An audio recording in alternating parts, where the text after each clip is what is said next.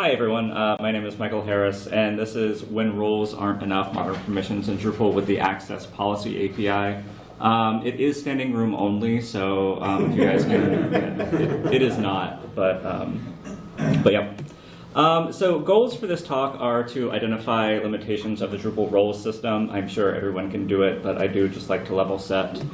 Gain awareness of the Access Policy API and when it might be useful. The number of people I've talked to about the Access Policy API who have actually heard of it, I can count on maybe one hand. So this is something that's been around for a while, but people may not be aware of it. And identify community resources about the Access Policy API. They all fit on one slide. So in just a few hours, you too can be one of the world's leading experts on the Access Policy API. I like to level set by just talking about common access problems that Drupal has in general. The first problem I think of is called right-sizing roles. I like to introduce this section by introducing an idea called the principle of least privilege, which is basically a best practice in system design that says users should have only the access to capabilities and data and operations they need and no more. There are obvious security benefits to this principle. It minimizes the impact of a compromised account. If an account can do what it should be able to do, then a compromised account won't have access to things beyond what that person should have. And it also has usability benefits. If you've ever given someone a role that had much more than they needed to do, and you've ever had to tell them, ignore 80% of the admin screen, you're only going to focus on this 20%, that's kind of a violation of the principle of least privileges that has a usability cost. Users are less confused when they don't have permission to things that they shouldn't have permission to. And they're not going to accidentally click on things, they're not going to make mistakes. They're going to learn the things that they are supposed to learn faster, and that's just a great idea. It's hard to implement the principle of least privilege in Drupal because the role and the permission system are so clunky, but we're going to talk about that. I think of this as the problems with role granularity. So let's imagine a hypothetical. Let's imagine that your site has a role called content editor, which can create new nodes and new drafts. And this role cannot publish, unpublish, or delete nodes. And let's imagine you have another role called content reviewer who can create new nodes, new drafts, publish, unpublish, delete, manage menus, etc., etc., etc. A pretty normal content workflow on a Drupal website. But you're having an event this weekend, and the event is going to have someone with a content editor role, and that content editor needs to update and publish that page throughout the event with new information. And it needs to be an ad hoc, on-demand kind of thing. So what are your choices here? This content editor doesn't have permission to publish his drafts, so what do? Do we give this content reviewer, this content editor, the content reviewer role, so he has permission to many more things than he should have and potentially break something, on the weekend when no one else is available to fix it?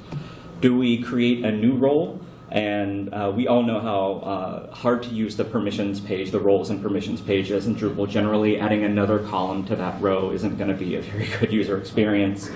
Or do we write custom code to let this one, Benji says no, or do we write custom code? None of these options are great options. But this is just kind of a problem when Drupal roles like to be kind of chunky. Another problem we could think about is imagine that your site has 10 or more menus. This is actually a pretty small number of menus on a Drupal site.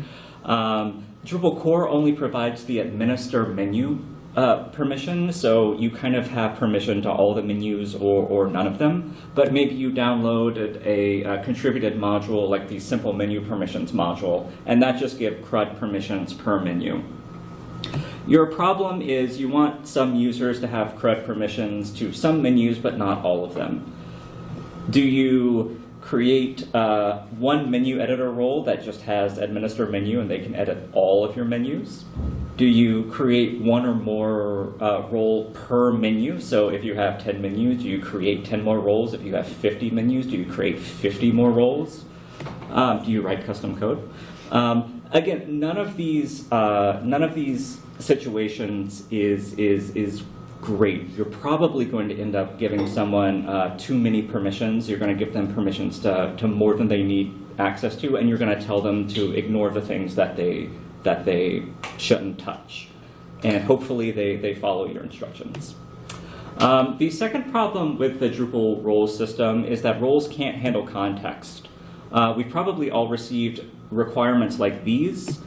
Here's a hypothetical. Premium subscribers should be able to buy VIP tickets, and so should any user who has won a contest. Do we want to give contest winners the contest winner role? That seems kind of awkward. Content editors should be able to create and edit basic pages, but only if they have completed security training in the last year. Are we going to look over all of our users every day and assign or unassign the has completed security training role? We probably don't want to do that. Conference registrants should be able to propose sessions, but only if the submission window for the conference is open. So what you might notice about all of these scenarios is that they're contextual. This is a permission that you shouldn't always have. You should only have if a certain context applies. And the role system is not contextual. So that's where Drupal gets to the point where you start having to write some custom code. Use cases that roles can't handle. Your business requirements require that access varies based on your context, such as time, session attributes, user attributes, entity values, configuration. Roles can't handle this. Permissions are fine. Permissions can handle this, but only if you had the flexibility to assign permission in a more contextual way than the role system provides. The sort of canonical example from the change record in dealing with the access policy of API is like, what if you want people to have permissions only during working hours? So you want people to be able to edit the site from 9 to 5, Monday through Friday, but not on the weekend. That's not something the role system can really handle, and that's really what the access policy API was designed to handle. So when should you consider access policies?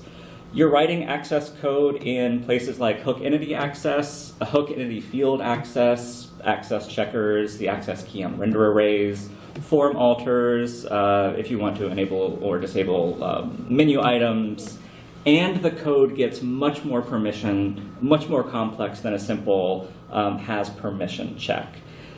Basically, the goal of the access policy API is to extend the life of where simply checking permissions can get you through access code, can get you through writing custom code without having to abandon the permission system altogether. An extremely brief history of the access policy API. In 2020, the group module gets a stable 1.0 release. In 2023, in DrupalCon Pittsburgh, Christian Van Ende pitches abstracting the group access control logic into Drupal core, and that approach gets selected at DrupalCon Pittsburgh. And then in June 2024, Drupal 10.3 released, and the access policy API is in core. If you want to go back and you want to read the change record for the access policy API, one of the comments is really wonderful. It's maybe the first comment on the change record. It's something to the effect of, this sounds great, I don't understand it. And that's the reaction that I had when I read this change record. And the reason I'm giving this talk is because this change record was so confusing to me, and it sat with me for so many years, and I'm like, I need to learn this. And once I learned it, I realized it would be helpful to other folks. So, getting started with the access policy API, what I'm going to do here is I'm going to run through just enough of the API that you can get started using some of it. It gets pretty trippy pretty fast in more advanced use cases, but to start getting some contextual assignments of permissions off the ground, you can do a lot with a little bit, even if you don't dive into the weird stuff. Say this is already in core already now? Yes, this was in core since Drupal 10.3. Oh, okay. Yeah. Sure. So how Drupal builds your permissions list. Access policies are tagged services. The service collector is called the access policy processor. And basically, the access policy processor collects all of your access policies. So the access policy processor is the service collector. The service collector will loop through all of the policies, and each policy has the opportunity to grant a user permissions. Then, and it uses the calculate permissions method on your access policy. Then the service collector will loop through all of the access policies again, and each access policy has the opportunity to modify given permissions. That includes taking away permissions. Your access policy can take away permissions that other access policies give, which is kind of dangerous, but also kind of cool. And this is through the alter permissions method on the access policy. So it's a service collector, and it loops through the policies twice, one to add permissions and one to alter permissions. The calculated permission item is kind of the interesting Drupalism that does a lot of the work. Basically, the calculated permission item is an array of permissions and a Boolean to know whether the user is should have administrator privileges. When you do a permissions check and a user is an admin, that is, if the calculated permission item is true, returns true for is admin, then every permissions check, if the user is not an admin, then basically Drupal will say, is the permission we're checking inside the array of permissions on the calculated permissions item? Access policies are tagged services. This is the service definition. What's cool about access policies being tagged services is that you can inject things, you can inject other services into your access policies. So if you only want to grant a user permissions based on some entity value, you can inject the, I am blanking on the name of the service. Someone help me out. Entity type manager? The entity type manager. Wow, yeah, the entity type manager. You can inject that into your policy, or you can inject your custom permission into your policy and then use it as you're calculating. Thank you guys for that. Access policy base is the base class that you want to extend for everything. You implement your own methods. You implement, calculate permissions or alter permissions depending on your business needs. And you place it in the access folder in the SRC folder of your module. The key methods on access policies, we talked about calculated permissions. This is where you want to add permissions to the calculated permissions item, and this is where you want to add your cache tags and your cache max age. Because these permission sets, these calculated permissions items are cacheable, which means that if something in the context changes, you want to be able to bust the cache so the permissions are recalculated appropriately. In altered permissions, this is where you want to remove permissions. And likewise, you add cache tags and cache max age in the alter permissions method. And there's a third method called get persistent cache contexts, which is where you want to add your cache contexts. It's a little awkward to add your cache contexts in a separate method than your other cacheable metadata, and we can talk about why that is offline, but it's just sort of a best practice to add your cache contexts there. Get persistent cache contexts? This is where you add cache contexts? Yeah, so basically it's when, what's that? It returns the cache context. Yeah, so basically what this is doing is it's returning whenever another part of Drupal is asking what are your cache contexts, it will ask to get them. I don't know if that makes any sense. So you're implementing this get so that Drupal will get it from you? That's right. And okay. we have an example, and I have some code examples where this might make sense. Told you it was a little unintuitive at first. A deeper dive, if you want to, the trippy part of the access policy API is that you can actually have multiple sets of permissions all at once that themselves vary on context, and your access policy might not apply to all of them, and if so, there's this whole notion of scope, and you can dig deeper into the ideas of scope. I'm not going to talk about that here, but I will point to a tutorial that I think does a pretty good job explaining it on the resources slide. There's the access policy processor, which is what actually does the looping through all of the access policies. And then there is refinable calculated permissions, which is actually a wrapper around the calculated permissions item. So if we want to think about the workflow of an access policy, Drupal has a calculated permissions item. You're building up your own calculated permissions item, and then you're asking the refinable calculated permissions object to merge the two calculated permissions items together. And we have an example of that in code. Demos, because it makes more sense when you see it than when you try to explain it. No, we want to jump straight to the demos. So I want to go back to the hypotheticals we talked about a bit earlier. I'm going to demo the first two of these that we talked about. Premium subscribers should be able to buy VIP tickets, and so should any user who has won a contest. We can think about the first part of this requirement. Premium subscribers should be able to buy VIP tickets. That makes sense as a role. I have a demo website. On this browser, I am the admin, and on this browser, I am just a user. I'm going to go into my user list. I am going to assign this user the premium subscriber role, and I'm going to hit save. And I don't have a link to buy VIP tickets, but when I refresh, I do have a link to buy VIP tickets. I've just assigned them a role. The role has the permission, buy VIP tickets, and when I assign the role, this is here. So this is normal Drupal stuff, roles permissions, fine. I'm going to take that role away. And I'll refresh, and boom, our link is gone. We also have this other requirement that it says, and so should any user who has won a contest. So I can implement a contest content type on my Drupal site. I will call it my contest. My winner is the user, and I will save it. And so this user doesn't have the role that we just talked about, but if I refresh the page, suddenly, buy VIP tickets is, the link is available, and the reason the link is available is because the user has permission. The user's roles have not changed, but what has changed is the context. So let's actually look at some code. I have a custom module. In the custom module, I have in my SRC access folder, I have the custom winner access policy. So let's actually just walk through this access policy.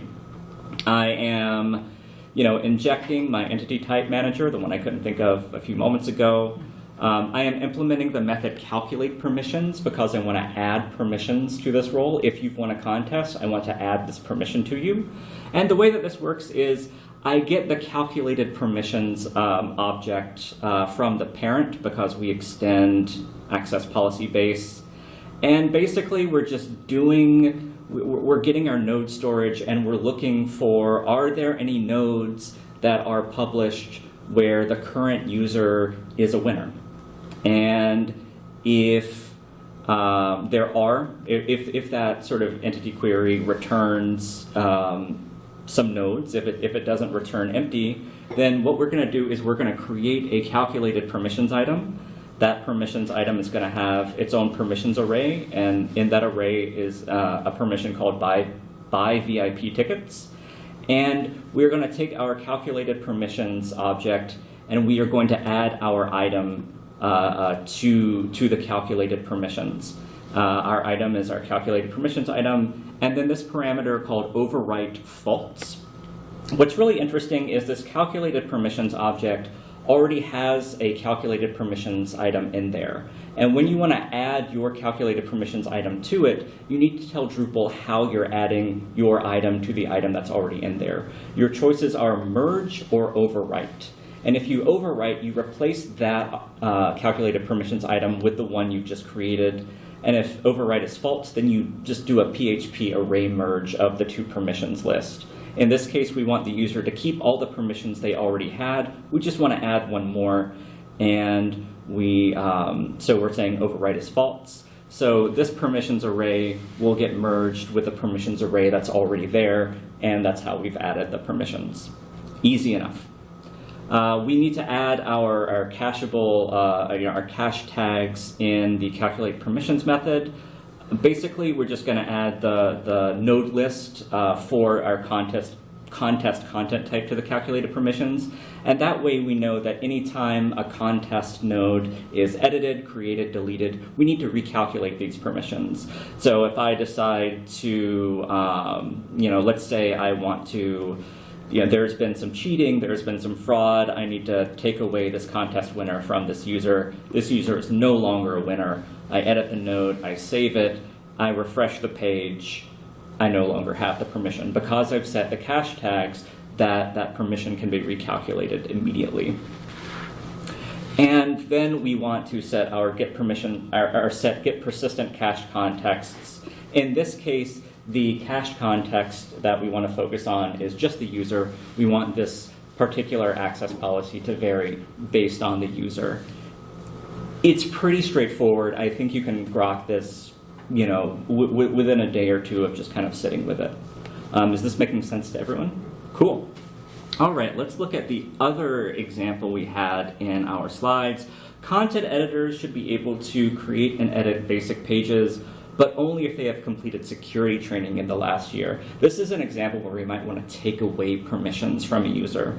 You know, for calculate permissions, that's where we add permissions. For alter permissions is the method where we take away permissions from a user. So I am going to give my user, let's go in and let's edit my user. I'm going to give my user the content editor role. And I am going to refresh the page. So my user is now a content editor. He can go to the content screen. He can create a basic page. That's great. I also have some custom configuration for my site. I've created a configuration that says security training valid. And I've said your security training is valid for 365 days. That means when you've completed security training, then you have 65 days of being able to edit nodes until you have to complete security training again. And if we go into our people list, we can see that this user completed security training on July 1st, 2025. It is March 13th, 2026, so it's still within that 365-day range. You know, this is fine.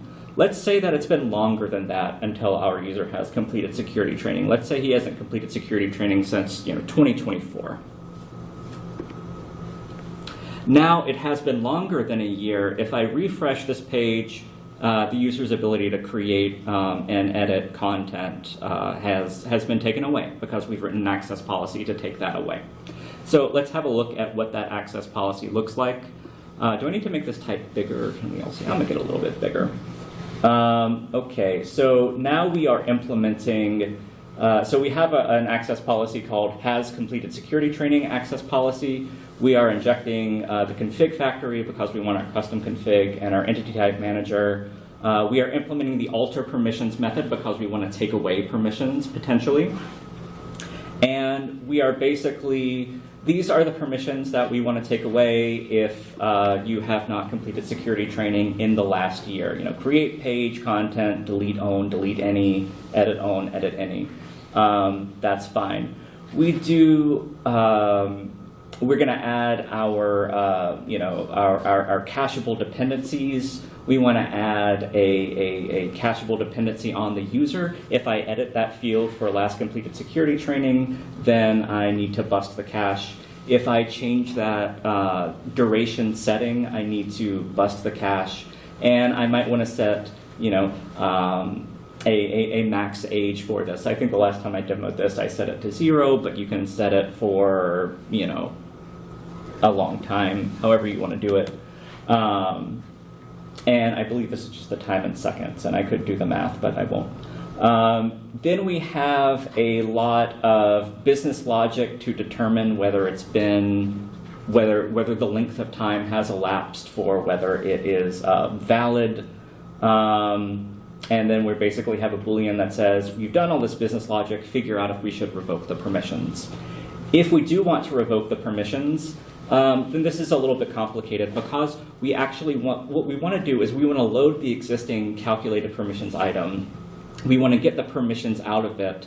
We want to do a PHP array diff where we take out the permissions we want to take out. We want to create a new calculated permissions item, and then we want to replace that existing calculated permissions item with our new permissions item, and our new calculated permissions item just doesn't have those permissions in it. So when we go to add our item, we set the overwrite command to true, which says don't merge our item into the old item, actually replace the old item with our item. And our item is just the same as the old item minus the permissions we want to take away. So we're constructing our calculated permissions item. Our new permission is just the array diff of the old permissions and the permissions we want to revoke. And we are overwriting the existing item with our new item, which removes the permissions that we don't want the user to have. And then in our get persistent cache context, we set the context to the user. It just so happens that the examples I came up with are setting the cache context to the user. You can imagine this being a different cache context if you wanted to implement a workday versus not workday, or a weekday versus weekend cache context, because that's what you want your permissions to vary by. You would just have to create that cache context and then assign it here.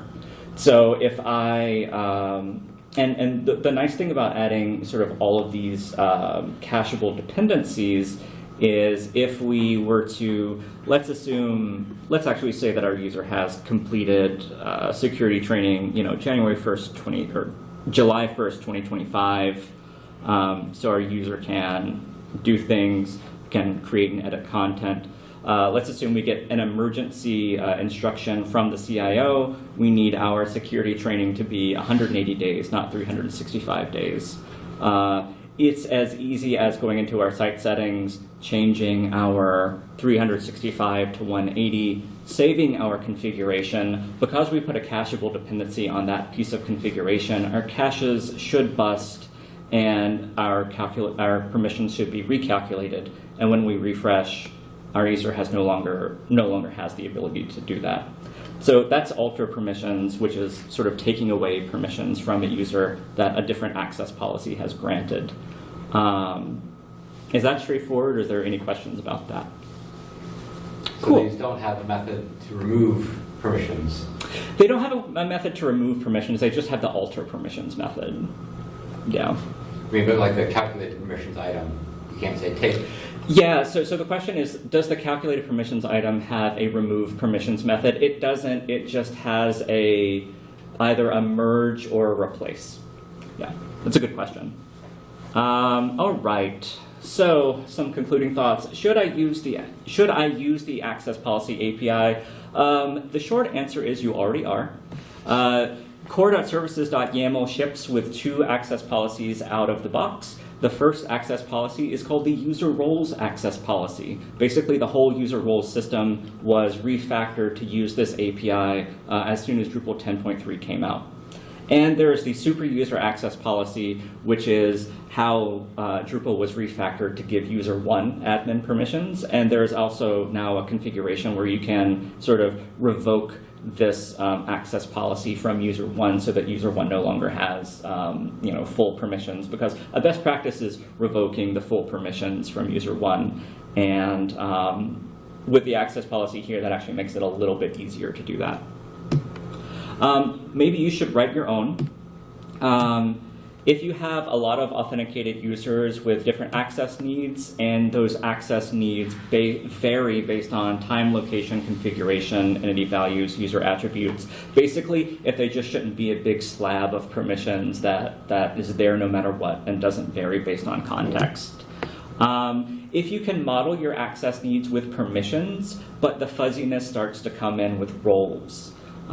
Basically what this API is doing is decoupling roles from permissions, and it lets you use permissions a little bit longer so that the custom code you write is a little bit friendlier before you have to go fully into a weird custom access direction. And if you have to be comfortable with the basic cache ideas of cache tags, cache context, and cache max age. Warnings. Access policies make security and access audits more difficult. For all of the UX complaints we have about the roles and permissions page, you can get a full sort of evaluation of what your permissions grants are just from looking at that big matrix of checkboxes. With this, not everything is in the checkboxes anymore. This is going to be true of any custom access logic where you deviate from the roles system. So is this adding more difficulty? Well, if you're already writing custom logic, then your job is going to be a little more difficult. I actually think putting everything in access policies, or putting as much as you can in access policies, is going to be a little bit easier than putting them in all the other places you can put them. There is a Drupal core issue, which is asking for add a report page listing access policy services in the site and what permissions they affect. It would be really nice if in the Drupal admin there were a controller which at least listed all of the access policies that we're firing. This is an open issue. It hasn't gotten much traction, but at least it exists. And if you want to create that controller, you can get a core commit. And access policies are really powerful. You can revoke people's permissions, you can make people admins, and you really have to test your caching when you are using this API. Final thoughts. Modules that use the access policy API, there aren't a lot of them. The group module, because again, the origin of this API is in the group module, we're abstracting all of this. The group module hasn't actually been refactored to use the access policy API until group 4, which was in development, but you can see how they're sort of handling things. They're using a lot of those scopes and things to get the more advanced mind-trippy applications that we've talked about here. External roles is a tidy little module that lets you, add a field to the user form and in your settings, add some permissions to your settings, and it will just sort of magically do the mapping that way. The event platform, which is a big push in the Drupal, recipe Drupal CMS space, which Martin Anderson-Klutz has been, working on. I actually have that part. We can look at, the access policy that Martin wrote. Because again, this is one of the only access policies I've actually seen sort of in the wild. So this is the use case for this access policy is users can submit sessions, but only while session submissions are open. We don't want users to submit sessions when there's no conference to submit sessions to. So we have an access policy. We implement the calculate permissions method. We're getting the calculated permissions item from the parent, and basically this just says, if sessions are not open or if the user isn't a speaker, don't add anything, but otherwise add a new calculate permissions item with the permission create session content. And that's how the events platform is able to let people contextually have the permission to submit sessions, but only when session submissions are open. So that's kind of cool. This is really the only access policy I've seen in the wild, like sort of outside of the group module. If you ever implement this stuff in a contrib module, please let me know. I've been looking for examples of people using this API and I haven't found any. So that's kind of why I wanted to give this talk, because people aren't using this and it's cool. Resources, this is basically, and I will upload these slides to the camp website. I don't think I've done that yet. But basically, there are a couple of talks by, the creator. There's the change record. There are a couple of change records. You can turn off the user 1 getting super user permissions in settings.php.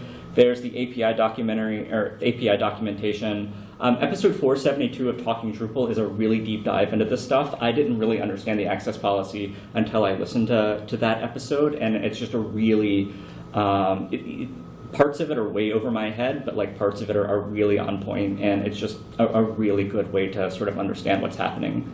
The Spark Fabric tutorial of the access policy API has a really comprehensive tutorial that if you want just another example with sort of some different use cases, really digging into everything that the access policy API can do, even beyond this talk, that's a good one.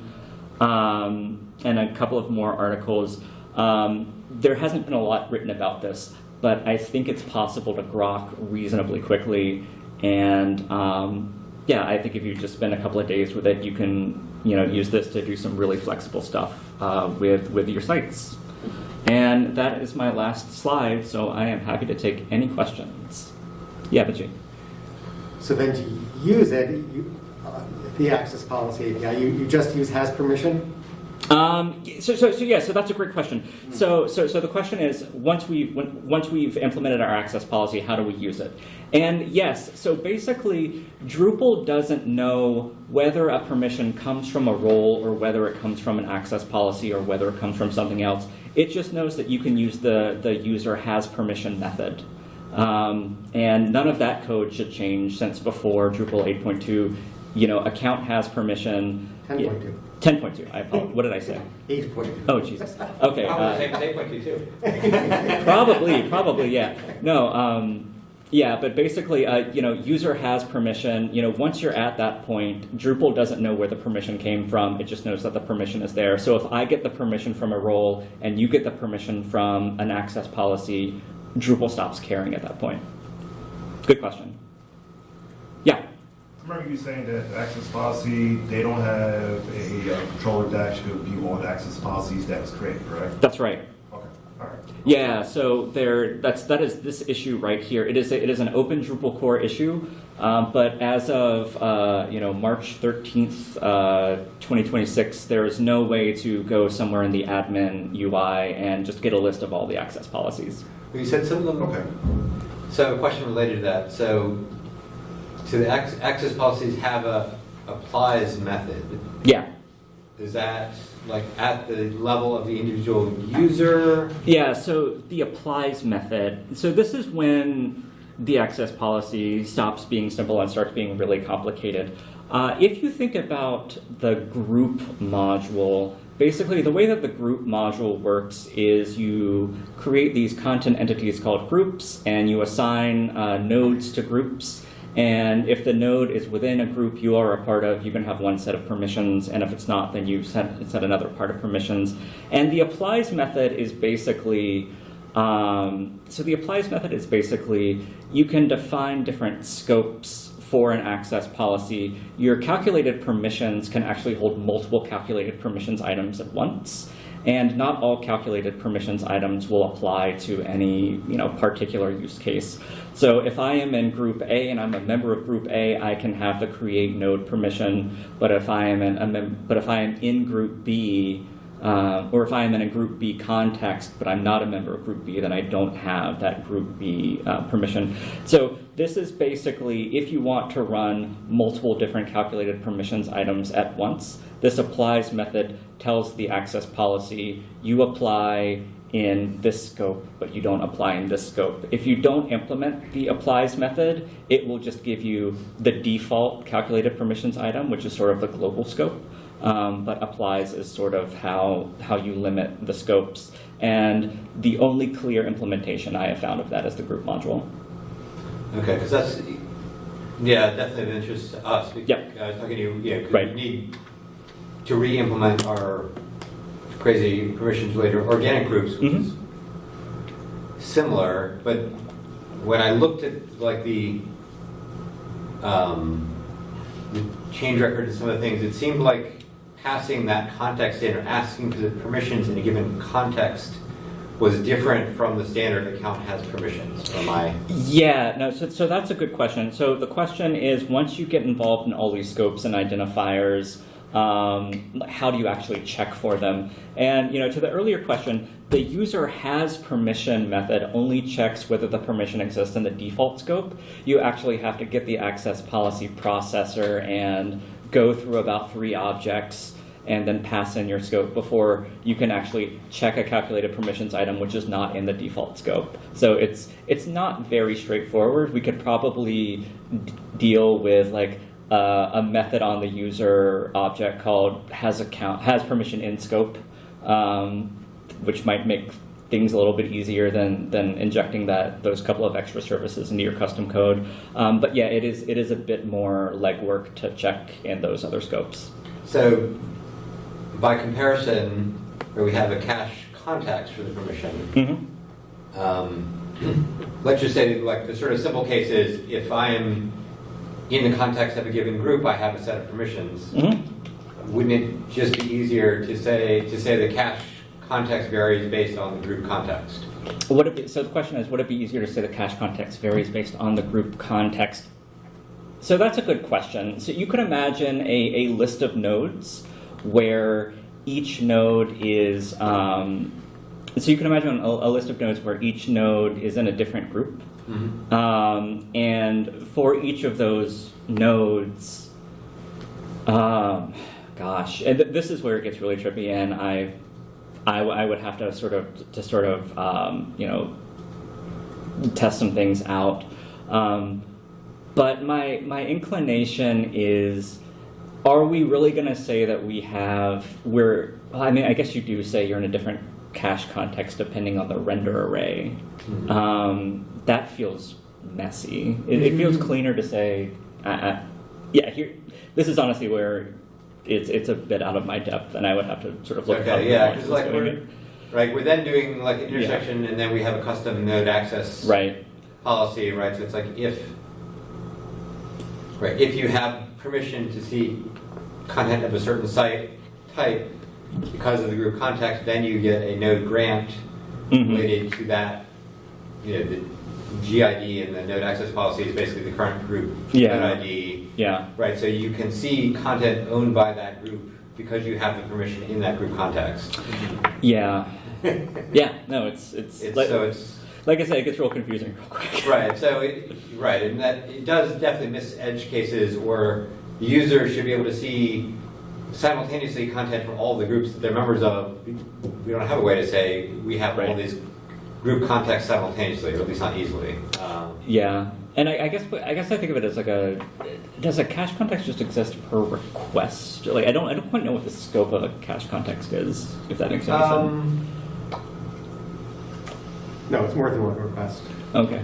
Second? I mean, a cache context, so one, like the simple one you said is like different user IDs, right? Yeah. So it's like, if I think there is some kind of plugin that provides the string or whatever it is that represents that cache context. So that plugin would give you a different answer for different users, and hopefully similarly, if organic group says I currently have a different group context, then that cache context would have a different value, and therefore the cache value would be either recalculated or fetched for differently. But If there are 5 different values for a cache context, then there are potentially 5 different values of the cached response. Right. So it's going to be more persistent across requests. Yeah. Right. I think, that would actually be good for us in some ways, probably, because right now I think we're basically having to calculate all this on every request. Our previous code overrode the role storage. It was very dirty. And added extra permissions essentially onto your roles. But Yeah, I think the way, and here I should ask someone who knows more about cache, but what I mean, like the cache context exists for the whole request. I mean, if you're looking at a list of nodes, and node number 1 is in group number 1, node number 2 is in group number 2. For the whole page request, are you in both group context group 1 and context group 2? I don't think that's right. I think probably not. Right. Because there's got to be some, as I said, something that says here is the current group context, and it might be no context if you're on a general listing page. Or it might be there's some prioritization among groups, or again, but yeah, it can't be multiple. Yeah, which is why I think you get around it by saying, you have multiple items, you have multiple sets of permissions within the same context, and then your code just has to pick which permission set in the current context am I querying. Which is real confusing. Yeah. Any other questions?